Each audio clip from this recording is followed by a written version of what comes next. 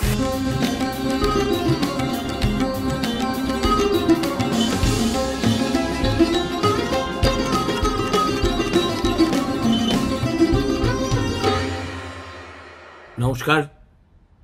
আজ আপনাদের একটা অন্যরকম দুর্গতির কাহিনী শোনাই এবং দেখাই। এই দুর্গতিটা কলকাতায় হঠাৎ এক রাতে 300 মিলিমিটার জল বৃষ্টির আকারে পড়ার ফলে কি অবস্থা হয়েছিল সেই ধরনের বিপর্যয় নয়। ডিভিসি থেকে জল ছাড়লে দক্ষিণবঙ্গে যে বন্যা হয় তাও নয়। এমনকি এই প্রবল বর্ষণ এবং ভুটানের বাঁধ ভাঙা নদী এসে যে প্রলয় উত্তরবঙ্গে করেছে এটা তাও নয়। কিন্তু আমি মনে করি এই দুর্গতিটা পৌনঃপৌনিক, তাৎক্ষণিক নয়, এবং যেহেতু এই দুর্গতির সঙ্গেই মানুষের বসবাস মাসের পর মাস, বছরের পর বছর, দেখার কেউ নেই, পাশে দাঁড়ানোর কেউ নেই, একটার পর একটা বাড়ি পদ্মার গ্রাসে ঢুকে যাচ্ছে, অথচ দুফোঁটা চোখের জল ফেলার জন্য সেখানে কেউ পৌঁছচ্ছেই না। আমি আজকে শুধু একটা গ্রামের কথা বলবো। গ্রামটির নাম একটু ভজঘট, বিলবোড়া কাপড়া গ্রাম। অ্যাকচুয়ালি এই এলাকাটাকে মুর্শিদাবাদের মানুষ তারানগর বলেই জানে। এখন লালগোলা পঞ্চায়েতের অধীন, একেবারে বাংলাদেশের সীমান্ত লাগোয়া। এখানে সেই জুন মাস থেকে পদ্মার ভাঙন সেই যে শুরু হয়েছে, আজকে জুলাই, আগস্ট, সেপ্টেম্বর, অক্টোবর হয়ে গেল, এখনো তা বন্ধ হয়নি। এবং প্রকৃতির খেলার সঙ্গে মানুষের খেলার তো সমান সমান হতে পারে না। কিন্তু এতগুলো মানুষ যারা নিরাশ্রয় হয়ে, অন্নহীন হয়ে এত দিন ধরে প্রায় অনাথাশ্রমের মতো করে জীবন নির্বাহ করছেন, তাদের পাশে দাঁড়ানোর কেউ নেই। উত্তরবঙ্গে বন্যা হয়েছে, মুখ্যমন্ত্রী খুব সুদৃশ্য সাদা সাদা প্যাকেট নিয়ে পৌঁছে গেছেন, তার আগে বিজেপি নেতারা পৌঁছেছেন। দক্ষিণবঙ্গেও একই চিত্র আমরা দেখেছি, কিন্তু এদের কাছে কেউ পৌঁছয় না। ওই দেবেশদা লিখেছিলেন তিস্তাপাড়ের বৃত্তান্ত, আর এটা ক্ষুদ্র আকারে পদ্মাপাড়ের বৃত্তান্ত, যে বৃত্তান্ত আপাতমস্তক দুর্গতির, মানুষের অসহায়তার, প্রকৃতির সামনে একেবারে সর্বস্ব খোয়ানোর, ইত্যাদি এবং ইত্যাদি। এখন এখানে আমি যেটা বললাম, গত 14ই জুন থেকে এই তারানগর সংলগ্ন পদ্মা নদীতে ভাঙন শুরু হয়েছে তো হয়েছেই, বন্ধ হওয়ার কোনো লক্ষণই নেই। এখন এক্স্যাক্টলি বলতে পারবো না এই ভাঙনের ফলে কত বাড়ি, কোনোটা দোতলা, কোনোটা তেতলা, এমন নয় যে এগুলো মাটির বাড়ি, একেবারে ইট চুন সুরকি দিয়ে তৈরি গেরস্তের বাড়ি যেমন হয় সেই রকমই নদী গর্ভে চলে যাচ্ছে। সেখানে বসবাসকারী মানুষগুলোর চোখের সামনে আর এর অভিঘাতে সবচেয়ে বেশি সাফার করছে ওই বাড়িগুলোতে থাকা কচিকাচারা। তাদের মধ্যে এমন একটা ট্রমা তৈরি হয়েছে যে কোনো কোনো স্বেচ্ছাসেবী প্রতিষ্ঠান তারা চেষ্টা করছেন ছবি আঁকিয়ে, খেলাধুলো করে, মজা করে তাদেরকে এই ট্রমার থেকে বাইরে আনতে, কিন্তু তাদের সম্বলই বা কতটুকু, তা এবং তাদের আর কতদিনই বা সাস্টেনভাবে এ কাজ করে যাওয়া যায়। যাদের এ কাজ করার কথা, অর্থাৎ মুর্শিদাবাদ প্রশাসন বলুন, ওই এলাকার জেলা পরিষদ বলুন, পঞ্চায়েত বলুন, এবং নবান্ন বলুন, তারা এদের দিকে তাকিয়েও দেখেন না। বেশ কিছুদিন আগে আমি যতদূর জানি অধীর চৌধুরী ত্রাণ সামগ্রী নিয়ে এদের কাছে পৌঁছেছিলেন। তারপর সম্প্রতি নওশাদ সিদ্দিকী সম্ভবত তার আইএসএফ এর কোনো সহকর্মীর পীড়াপিড়িতে সেখানে গেছিলেন। ব্যাস, ফুল স্টপ। আপনাদের একটা স্ট্যাটিস্টিক্স পড়ে শোনাই। এই ধরনের বাড়ি যেটা আপনারা আমার থাম্বনেলে দেখছেন, অন্তত 130টি বাড়ি একটা গ্রামের পদ্মার পেটে চলে গিয়েছে। এর ফলে ক্ষতিগ্রস্ত হয়েছে 178টি পরিবার। ভিটে মাটি খুইয়ে শেখালিপুর হাই স্কুলে, স্থানীয় একটা স্কুল, সেখানে আশ্রয় নিয়েছেন 128টি পরিবার। এছাড়া তারানগর প্রাথমিক বিদ্যালয়ে একটা শরণার্থী শিবির খোলা হয়েছে, সেখানে 50টি পরিবার এখনো দিন যাপন করছেন। আগামীকাল কি হবে, কি খেতে পাবেন, অসুখ হলে কোথায় যাবেন, এসব কোনো কিছুরই উত্তর তাদের জানা নেই।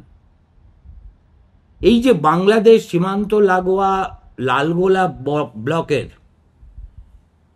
বিলবোড়া কাপড়া পঞ্চায়েতের পদ্মাপাড় লাগোয়া তারানগর আর বেশি দিন মানচিত্রেই থাকবে না। এখানকার মানুষজনও জেনে গেছেন যে হয়তো ভবিষ্যতের কোনো ঐতিহাসিক লিখবে যে এখন যেখানে পদ্মা বাঁক লইয়া ওই রকম প্রায় সমুদ্র সম স্ফীতি ধারণ করেছে, সেখানে একদা তারানগর বলে একটি গ্রাম ছিল। সেই গ্রামটা রক্ষা করতে না পারুন, এ কথা তৃণমূলীদের বললেই বলবে যে আমরা কি করব, গঙ্গা পদ্মার ভাঙন রোধে কেন্দ্রীয় সরকার কোনো টাকা দেয় না, নিজেরাও কিছু করে না। সব কিছু দুর্গতি হলে কাউকে না কাউকে শিখণ্ডী খুঁজে বার করা হবে। কলকাতায় জল জমলে ফারাক্কা দায়ী হবে, দক্ষিণবঙ্গে জল জমলে ডিভিসি হবে, উত্তরবঙ্গে জল জমলে নতুন একটা সংযোজিত হয়েছে ভুটান। যে সরকার যে কোনো চ্যালেঞ্জের মুখে সব সময় একটা শিখণ্ডী খুঁজে বেড়ায় এবং নিজেদের দায় এড়ানোর চেষ্টা করে, তারা 15 বছর ধরে রাজ্য শাসন করছে কি করে, এই প্রশ্নটাও কেউ আজকাল পশ্চিমবঙ্গে করে না। আমরা সবাই ধরে নিয়েছি এটাই আমাদের ভবিতব্য, আর এইভাবেই চলে যাবে। এখন ওখানকার যে পঞ্চায়েত সদস্য, তিনি কংগ্রেসের, তার বক্তব্য, তার নাম তৌফিকুল ইসলাম, তার বক্তব্য হচ্ছে বেশ কয়েক বছর ধরে তারানগর গ্রামে পদ্মার রাহুগ্রাস ঢুকে পড়েছে। গত 2 বছর ধরে তা একেবারে ভয়াবহ রূপ নিয়েছে বললেও বোধহয় কম বলা হবে। এবছর ভাঙনের কবলে পড়ে শতাধিক পরিবার একেবারে সর্বস্ব খুইয়েছেন। এলাকা ছেড়ে চলে গেছেন বেশ কয়েকটি পরিবার, কেউ জানে না তারা কোথায় গেছেন, তাদের সংখ্যাটাই বা কি। পদ্মার ভাঙনে লালগোলা থেকে তারানগর ভায়া পণ্ডিতপুর যাওয়ার যে পিচের রাস্তাটা ছিল সেটা বিলীন হয়ে গেছে নদীর তলায়, রাস্তা বলে আর কিছু নেই। এখন এর ফলে যেটা হয়েছে, ওই এলাকার যে শতাধিক পড়ুয়া আছে, বাচ্চা যারা বিভিন্ন ক্লাসে পড়ে স্কুলে নিচের দিকে, তারা স্থানীয় যে শেখালিপুর হাই স্কুল বলে একটা স্কুল আছে সেখানে যাওয়া বন্ধ করে দিতে বাধ্য হয়েছে। অর্থাৎ তাদের লেখাপড়া অনির্দিষ্টকালের জন্য ভাগ্যদেবীর হাতে সমর্পিত হয়ে গেছে। এখন কতশো বিঘা জমি যে ইতিমধ্যেই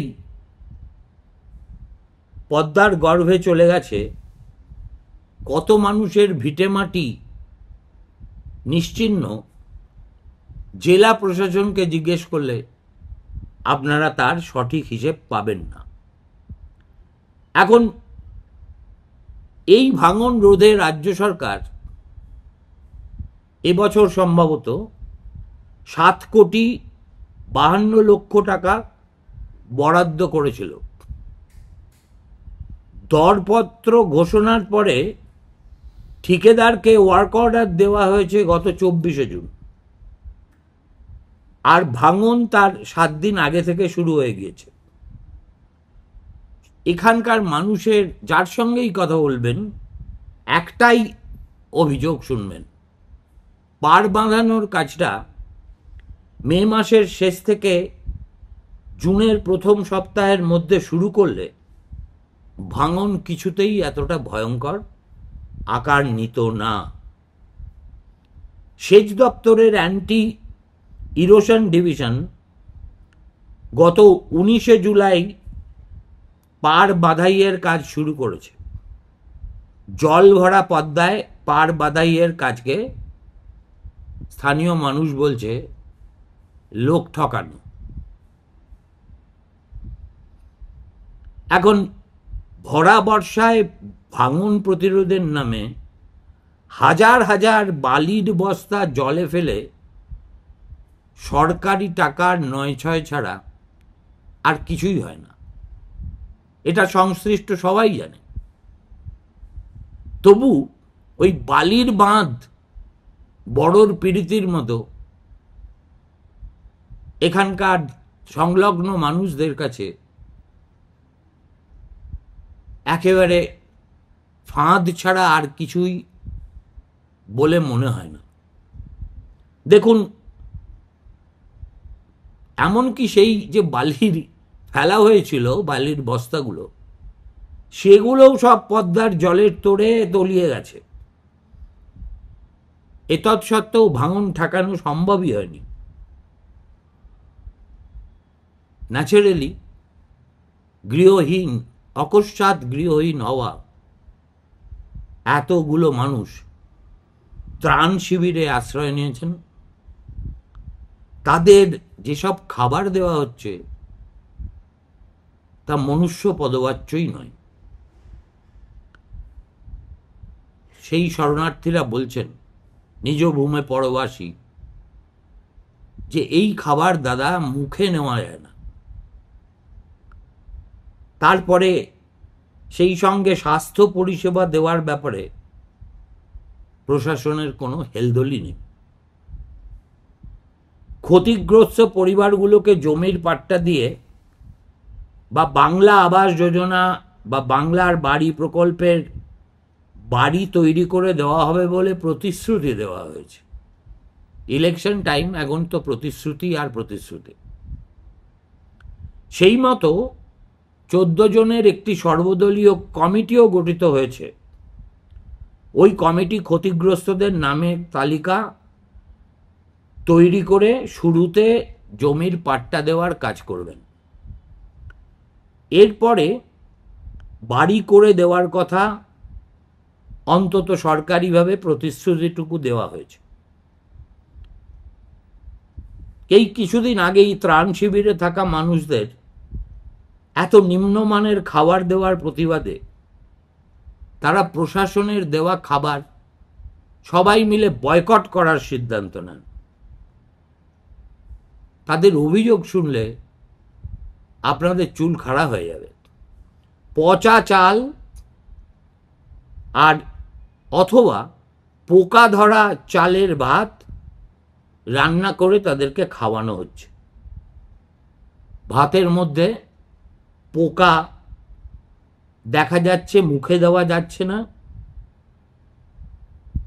তৃণমূলের যিনি স্থানীয় বিধায়ক মোহাম্মদ আলী, তাকে গত 3 মাসে কেউ, তারানগরের কেউ তার টিকিটি পর্যন্ত দেখতে পায়নি। পুজোর আগে তৃণমূলের একটা প্রতিনিধি দল তারানগরের এই দুর্দশা দেখার জন্য গিয়েছিল এবং এই বীরপুঙ্গব বিধায়ক সেই দলে ভিড়ে গিয়ে নমনম করে নিজের কর্তব্যটা করে চলে এসেছেন। এখন এই যে পরিস্থিতি, এই পরিস্থিতি যত দিন যাবে তত মুর্শিদাবাদ বলুন আর মালদা বলুন, বিশেষ করে এই দুটো জেলা বাংলাদেশের অন্তর্গত কবে হয়ে যাবে আমি বলতে পারবো না, কিন্তু ওই পদ্মার গর্ভে একদিন এই জেলার এতখানি ভূখণ্ড তলিয়ে যাবে যে নতুন মানচিত্র তৈরি করতে হবে এই 2 জেলার। অথচ দেখুন, সবাই দৌড়চ্ছে নাগড়াকাটা, দৌড়চ্ছে আলিপুরদুয়ার, মিরিক। এই যে আমাদেরই স্বজাতি স্বজন পদ্মাপাড়ের এই মানুষগুলোর এরম দুর্নীতি, এমন দুর্গতি, কিংবা মালদায় ভূতনিতে কারুর কোনো হেলদোল নেই। আমার মনে হচ্ছে এর পিছনে একটা রাজনীতির গন্ধ থাকলেও থাকতে পারে। তার কারণ, এত চেষ্টা সত্ত্বেও এই তারানগর পঞ্চায়েত নির্বাচনে তৃণমূল কংগ্রেসের সঙ্গে এঁটে উঠতে পারেনি। এখানে মোট 25টা আসন আছে, তার মধ্যে কংগ্রেস জিতেছিল 13টা, তৃণমূল 10টা আর বামফ্রন্ট 2। অতএব মমতা বন্দ্যোপাধ্যায় কেন্দ্র সম্পর্কে যে অভিযোগ করেন, এখানকার কংগ্রেসীরা হুবহু একই অভিযোগ করেন তৃণমূলী প্রশাসন সম্পর্কে। খেলাটা তার মানে এ বলে আমায় দেখ, ও বলে আমায়। নমস্কার।